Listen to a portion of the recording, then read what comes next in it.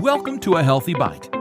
You're one nibble closer to a more satisfying way of life, a healthier you, and bite-sized bits of healthy motivation. Now let's dig in on the dish with Rebecca Huff. Hey, it's Rebecca, and I'm here today with Judith Finlayson, and she is the author of You Are What Your Grandparents Ate, which I found to be a very fascinating and scientific-y explanation of a lot of things that I've thought about over the years. So can you tell me a little bit about what you do and why you decided to write this book? Well, I'm a journalist for many, many years, and I've always been a foodie, and I've always been really interested in nutrition. And about 15, actually longer than that, little around the end of the 1990s, I was offered an opportunity to write a cookbook, and I did, and that cookbook was very successful. So at that point, I decided I'd turn my hobby, which had been food and cooking, into a career, and wrote cookbooks for about 15 years. And I enjoyed that. But part of my quest as a cookbook writer was really beginning to explore nutrition and the science of nutrition. And so I did a couple of books. I did a book on whole grains, got very interested in the health benefits of whole grains, and that was about 2006 that I was writing that.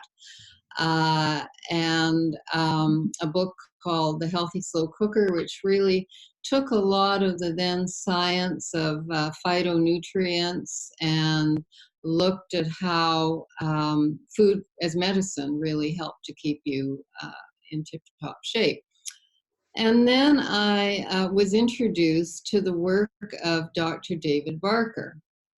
And David Barker was an epidemiologist, a British doctor, who had begun to study, as an epidemiologist, the health in Britain and Wales. He did a big scientific thing called the Atlas of Mortality in Britain and Wales or whatever. And he began to notice some interesting things. At that point, heart disease was thought to be a disease of affluence. It was, the conventional wisdom was that it stemmed from too much fatty food, primarily meat, saturated fat. But his statistics were showing that heart disease was much more prevalent in areas of the country that were characterized by poverty. So that got him really interested in kind of why it was different than what he expected. And when he really took a look at his statistics, he found that the infant mortality rate 70 years earlier could be closely tied to the rate of heart disease 70 years later. So, i.e., there was some link between the infant mortality rate and the rates of heart disease in the next generation.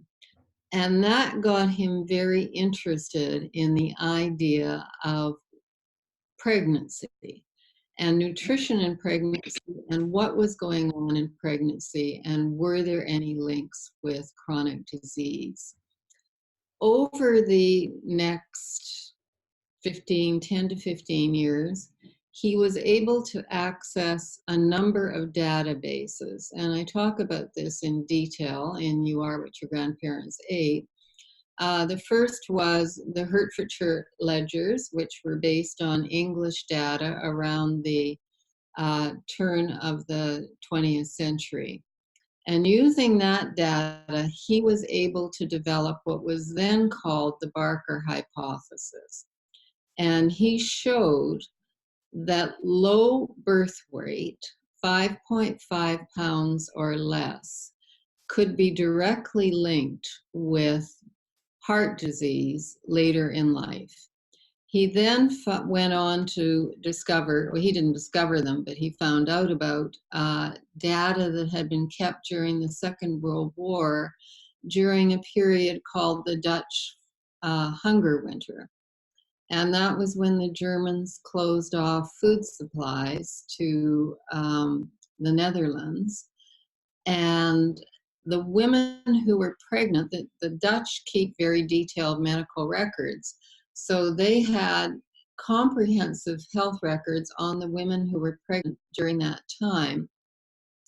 And they showed that those women who experienced famine were far more likely to produce offspring that had metabolic illnesses such as obesity, type 2 diabetes, or again, heart disease. And the third real body of evidence that he was introduced to is something called the Helsinki birth cohort. And the Finnish people began to keep very detailed records of groups of people in 1934. Unlike the other two big databases, the Hertfordshire ledgers ended at year 1. They tracked from birth to year 1. And the Dutch hunger winter was very focused on what went on in pregnancy. In Finland, they tracked the children right through until they were age 11. So with using that data, he was able to show that it wasn't only low birth rate, but also how children developed and grew in their early years that influenced the development of chronic disease. But all of these databases added up to very, very compelling evidence that there were very strong connections between how well a fetus was nourished in the womb and whether it would develop chronic illness as an adult. Right. So let's talk a little bit about another study that you mentioned in your book. This was a study that they conducted on mothers who had been pregnant during the Great Leap Forward. During this period when there was widespread famine, I think like how many, 500 million people or something like that experienced famine. And they did this study you talk about in your book about how the findings, they did the study on mothers who were pregnant or who got pregnant right after the famine. So how can we, first of all, tell us a little bit about those findings and also how we can use that information for us now, for mothers who want to get pregnant and who are planning to have families? Well, the Chinese data was interesting. I mean, all of these databases add interesting new little twists to kind of what we already know. Mm-hmm. With the Chinese data, it was with hypoglycemia or hyperglycemia rather, and it showed that the children of mothers who were pregnant during the famine were 10 point, I'm trying to remember the figures because it's not only mothers, so that study was interesting. Anyway, they had a much higher rate of hyperglycemia. And that study showed that risk was also passed on to offspring. It also showed that the fathers were subject to famine, had almost an equal impact on whether the offspring would be hyperglycemic, and that too was passed on to the offspring. So what we're seeing, and I don't want to negate the mother experience because the mother's body is the vessel in which the fetus is nourished and fed. But we are beginning to see, as they expand our horizons, that the quality of the male sperm is also having an influence on the healthful development of babies. When we come back to the mother, probably the single best thing we can do to reduce the incidence of chronic illness is to make sure that pregnant women, and ideally women before they even get pregnant, are very well nourished. David Barker was able to run some statistics that showed that if all babies were born at an average birth weight, that is between 5.5 and 9 pounds, the incidence of type 2 diabetes would be reduced by 50% in one generation. Wow. So that's a really compelling study, and I'm told by scientists that there really isn't anything comparable in terms of what we can do to improve our health, that it's really a tremendous statement. Wow, that is fascinating. And that was going to be one of my next questions is, so because you do prove the point so well in your book that what our grandparents ate definitely has an impact. And so kind of the question you're left with is now, what do we do to make sure that the future generations aren't suffering from these chronic illnesses, or so we can lessen the prevalence of them in the future? In the circumstances, like you mentioned here in America, where maybe not enough emphasis is being put on gestational nutrition, what would you recommend? Well, good nutrition is absolutely key. Right. So making sure that both pregnant women and women before they get pregnant are well nourished, because the fetus will draw on the nutrient, well, not only depends on the nutrients that the mother's body provides, but if she's not providing enough nutrition, it will draw on the nutrients that are already in her body.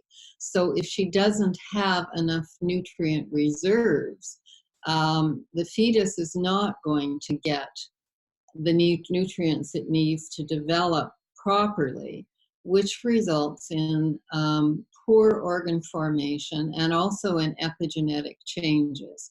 I want to talk to you a bit about a mouse study, which I talk about in the book because it was a groundbreaking study. Mm-hmm. David Barker's initial research was epidemiologic, i.e. looking at disease patterns in large groups of people. Around the year 2000, the science of epigenetics started to play a role. So epidemiology was showing what was happening, i.e. statistically we can show that this happens. With epigenetics, it began to show how this is happening.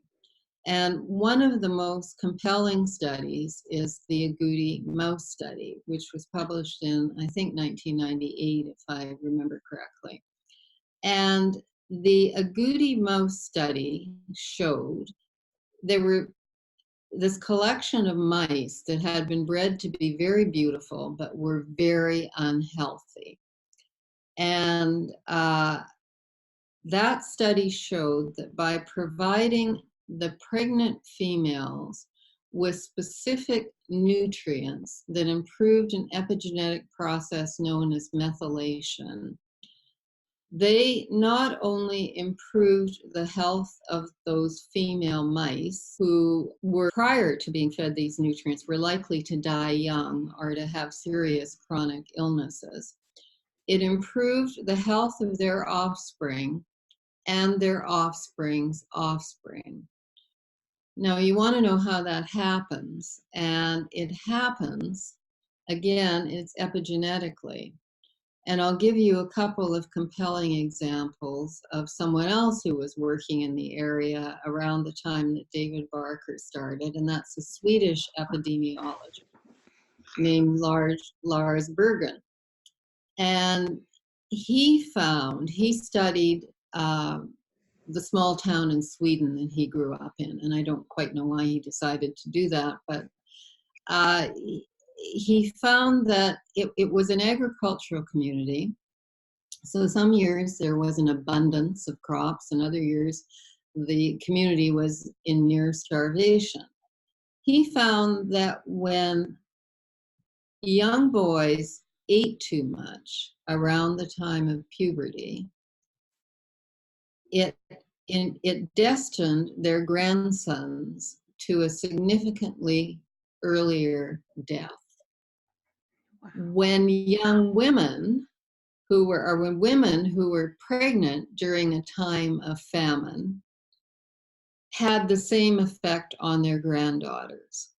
What we now know, thanks to the science of epigenetics, is that around the time of puberty, male sperm cells are forming. So that's a time that those cells are particularly vulnerable to environmental impacts like nutrition. Same thing is happening when a female is pregnant, because the female fetus that she is developing all her eggs while she is in her mother's womb. So if the mother experiences poor nutrition, that experience is etched on those eggs and it's transmitted through the generations. So that's why we can say scientifically that you are what your grandparents ate. It is thanks to these biological memories, which are really epigenetic modifications resulting from the impact of things like, and it's not only nutrition. Nutrition plays a key role in it, but we also have toxic exposures and chronic stress. So if we come back to what pregnant women can do, those three things are the keys to developing a healthy baby. Sound nutrition, and sound nutrition, in the book we talk about preconception nutrition, starting 3 months really before you even intend to get pregnant. And that's for both sexes because it helps to improve the quality of sperm. Avoiding toxins, and avoiding chronic stress or trauma. So it's not just diet, it's also lifestyle choices that are impacting our children and our grandchildren. Yes. So obviously, if you're planning to try to conceive a baby within the next 3 to 6 months, no smoking, no drinking, up your game in the nutrition department and try to avoid environmental toxins. So I know you talk a bit about some of these choices that we can make in your book. So what you're saying is that even though this is etched on our cells, like you were saying, there are things we can do to improve the circumstances. Yes, absolutely. And that's the gift of epigenetics. We now know that even small, moderate changes, such as improving, getting a little bit more exercise, not being as sedentary, even small changes in diet. I mean, think of the agouti mice, just adding those nutrients that support methylation, really have a very positive effect on the epigenetic processes that influence healthy development. A very clear example of how just providing specific nutrients around methylation improves the health not only of those mice, but of their children and their children's children. So it's, a very compelling example of how taking positive steps can have very positive effects. Yes, yes. So let's switch tracks just a little bit, because I read a bit about, you talk about inflammation in your book, and you recommended certain types of ways that you can eat. I think one was the Pritkin diet and the Mediterranean diet. So how is inflammation connected to what our grandparents ate? Is there a connection, and how does this impact our health as far as, chronic illness and things like that? Well, inflammation is, I believe, something that scientists are looking more and more as a root for many, many diseases. Mm-hmm. When you look, I talk about the mummy studies in the book, and really, when they started to look at mummies from very different areas and looked at bone densities and atherosclerosis and etc., the common link was inflammation, and inflammation being very linked to the development of plaque. And it's also been linked with autoimmune diseases. Um, when we begin to look at it more deeply, people are beginning to sense that part of why we're seeing a rise, for instance, in autoimmune diseases is because of the theory known as the hygiene hypothesis. And that is that we do not have, we're basically too clean, our environments are too sterile, and we don't have enough, we're killing off all the beneficial bacteria as we, zap all that. Bacterial soap and that kind of thing. Yeah, and so this sets the stage for the development. They've been able to link this with inflammatory diseases and so on because we don't have enough beneficial bacteria to fight off pathogens, and they're allowed to take over. So inflammation is a very serious undercurrent to a wide variety of diseases, from heart disease and diabetes, obesity. They have found, for instance, and the microbiome, I did a whole chapter 9 in the book is on the microbiome. And in many ways, that was a bit of an add-on. It's relatively new science. It's the emerging science. It's not something that David Barker was really meant to be the focus of this book. But David Barker died really before the microbiome began to gain traction. And it's interesting because one of the scientists I talked to who had worked with him, we talked a little bit about the hygiene hypothesis, and he said, well, David really actually thought that he invented that description. So he was aware of it, and it was obviously on his radar. But I'm convinced that as we learn more and more about the microbiome, that we're also going to see that it really comes into play. And that's why, for instance, things like breastfeeding are so important for babies. Mm-hmm. One of them, it does have the right range of nutrients for babies, but the other thing is that it really it improves the bacterial profile. It contains probiotics, it contains prebiotics, breast milk, and the skin-to-skin contact is actually providing a lot of very, very beneficial bacteria. So enrichment of the microbiome is one of the great benefits, if not the great benefit, of breastfeeding babies. And so that, it just becomes a kind of cascade of how that, affects health over the long term. Yeah, I thought that was really fascinating because I have experienced this. I've talked to my doctor a lot about the microbiome, and I think gut health was part of what you talked about in relation to inflammation. I even went through a process of some very delicious, note the sarcasm, tasting herbal concoction to bust up the biofilm in my gut. And then I had to take some charcoal, like a blend of different things to absorb all of these toxins that were being broken up. So that was kind of an interesting process. And I actually did see over a 6-month period of time a huge improvement and my inflammation levels, including my C-reactive protein markers, just from doing this, busting up this biofilm. So I think that there's a lot that we can learn as far as how our gut health affects these chronic illnesses and inflammation.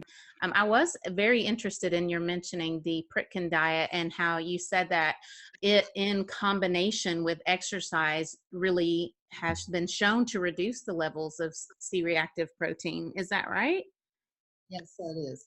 But the more I research the subject, the more I am convinced that personalized nutrition is really the way to go, that there's no such thing as a one-size-fits-all diet. What did you call it? Personalized nutrition. So, and it's just starting now, nutrigenomics, nutriepigenetics. And so really, the scientists know a lot about it. And Kent Thornburg, who wrote the foreword for You Are What Your Grandparents Ate, tells me that at Oregon Health and Sciences University, they can actually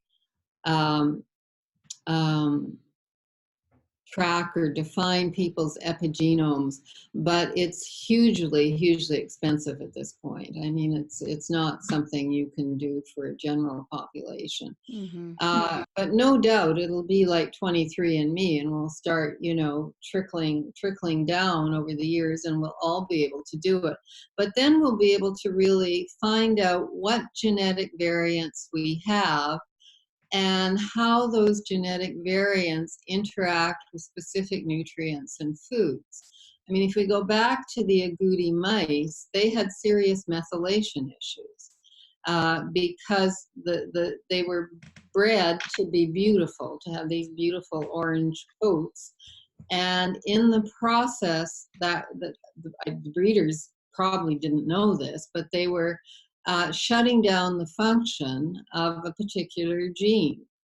And that was what was predisposing these mice to generations of terrible health and early death.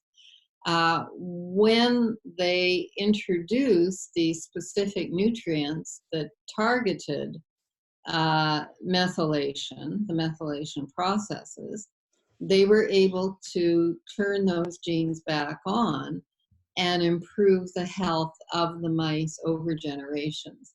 So that's an example of, I think, the kind of thing we're looking to being able to do with people. We're just touching the tip of the iceberg now. Mm-hmm. Well, what you were saying just then made me think of another genetic thing that's really, I've heard a lot more about recently, and that is the MTHFR. What are your thoughts about that?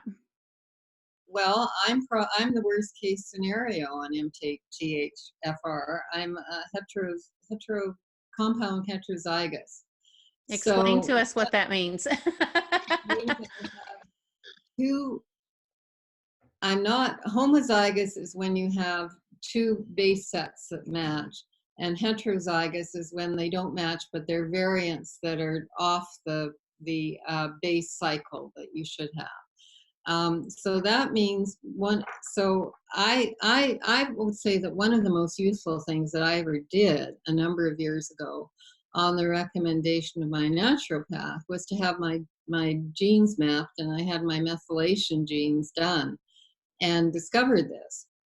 And I've had, with me, my issues have been an inability to detox. So for instance, if I'm prescribed a drug that I had to take for a period of time, it ends up building up in my body, and I end up having a bad reaction to it because I just don't expel toxins. So with the MTHFR issues, there are things that you can do, and that is supporting them through, like the agouti mouse study, methylation supported nutrients. So I take methylfolate, methyl B6, and methyl B12, and it's really, really helped sort out many of my health issues. So. Well, I think there's so much to be learned from your book. So if people are just getting started learning about these types of things, and maybe someone has some challenging invisible illness that they have a lot of symptoms and say they're going to the doctor and they're not getting answers, what types of steps would you recommend for someone like that, finding out, like, what types of tests could they ask their doctor to perform to try to get some answers? Well, I would certainly start with having your genes mapped, because that's a very, very good start. And I really think that's the way we're going in terms of personalized nutrition. Mm-hmm. But if we come back to our original premise, which is, what do you do for pregnant women?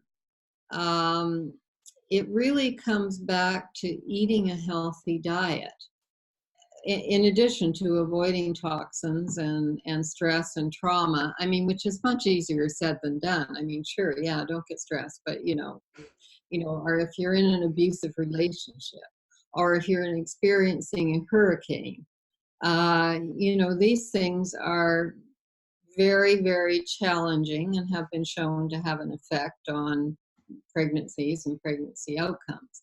But let's saying that the environment, you're on a kind of level playing field. A healthy diet is really the best start, and a healthy diet is a wide variety of nutrients. Michael Pollan said it best. Eat food, mostly plants, not too much. And don't eat anything your great grandmother would have not recognized as food. And that, if one thing I wouldn't say changed, but was really, really re-emphasized for me in writing this book. I've never been a great fan of processed foods, and I've never eaten a lot of processed foods. But the more research I did, and a lot of it is in You Are What Your Grandparents Ate, the more convinced I became that these ultra-processed foods are really deadly. And the science is now starting to show that. They're linking consumption of processed foods with early death. And that's one of the reasons why scientists are now telling us that young people today are going to be the first generation that won't live longer than the previous one. Mm-hmm. And link that clearly to 3 generations of the so-called standard American diet. So when we go back to things like the Dutch hunger winter and the Chinese famine study, which are based on the long-term effects of famine, and people say, well, what does that have to do with those of us who live in North America and who don't suffer from famine? But in fact, we do. Because if you're eating a diet that is heavy in processed foods, you're suffering from a phenomenon known as high-calorie malnutrition. And nutrient starvation. You're not getting enough nutrients from what you eat. And that is being passed on through the generations. And we now have the effects of 3 generations of a diet high in processed foods in runaway rates of obesity, type 2 diabetes, and ultimately heart disease. And, it's just not sustainable. Something has to change. And the easiest thing to change is to not eat processed foods.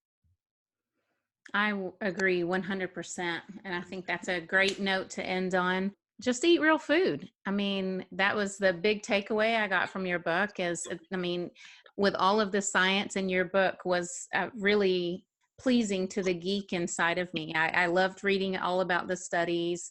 That was fascinating to me. But my big takeaway is the same. You need to eat real food. It's good for you and it's good for your future generations. Thank you so much for being here. I really appreciate your book and I enjoyed our conversation. outside of your book, do you have a website or anything? The website is judithfinlayson.com. I'm on Instagram as well, and on Facebook. Perfect. Okay. Well, I'll make sure the links to those are in the show notes and beneath the video if you're watching this on YouTube. So thank you so much for being here. Thank you for having me. It's my pleasure. Thanks for listening. Please rate and review so other people can learn about this podcast. Find out more about sleep, hygiene, eating healthy, tasty recipes, zero-waste lifestyle, and lots more on ThatOrganicMom.com. Help us spread the word. Be blessed and stay healthy.